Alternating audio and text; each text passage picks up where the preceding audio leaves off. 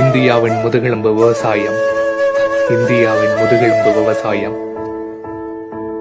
மறக்க முடியாத இதனை மறந்து போனதுதான் வேதனை. பெருகி போகும் மக்கள் தொகை, சுருகிப்போன விவசாயம். நாகரிக வாழ்க்கையில் சேற்று வாசனையும் நாற்று வாசனையும் மக்களுக்கு நாற்றமாய் தெரிய பட்டினம் தேடி பறக்கிறார்கள், கிராமத்தை மறக்கிறார்கள். காசு கொடுத்து வாங்காத இயற்கை காற்றை மறந்து காசு கொடுத்து வாங்கும் ஏசி காற்றில் மயக்கம். மும்மாறி பொழிந்த மழை, முப்போகம் விளைந்த நெல், பசுமையால் செழித்த பூமி, பசியாறிய உலகம். மருந்துகள் இல்லாத அந்த காலத்தில் இயற்கையாய் விளைச்சல். 6 மாத பயிரால் ஆயசு 100, 3 மாத பயிரால் ஆயசு பாதி. இயற்கையை உண்டவன் இயற்கையாய் மடிந்தான், மருந்தாள் விளைந்ததை சாப்பிட்டவன் மருந்தாளே மடிகிறான். கூன் வளைந்து போய்விட்டது. ஆமாம், விவசாய நிலங்களில் இன்று காடிடங்கள் அல்லவா விளைந்து கிடக்கு. எருவும் நீரும் சேரும் விதையும் கலந்த இடத்தில் இன்று கம்பியும் கலவையும் கான்கிரீட்டும் அல்லவா கலந்து கிடக்கு. நாற்று வாசனை வந்த இடத்தில் தார் வாசனை.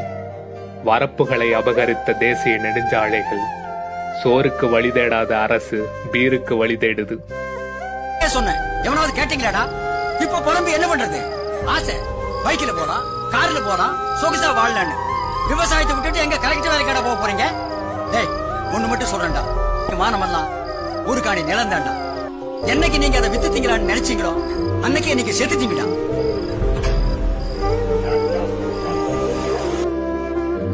ஐபாடையும் ஆண்ட்ராய்டையும் தின்ன முடியாது, விண்டோஸையும் விஸ்டாவையும் உண்ண முடியாது, மதுவை மட்டும் தாகத்திற்கு குடிக்க முடியாது, பசிக்காத போல் பல நாட்கள் நடிக்க முடியாது.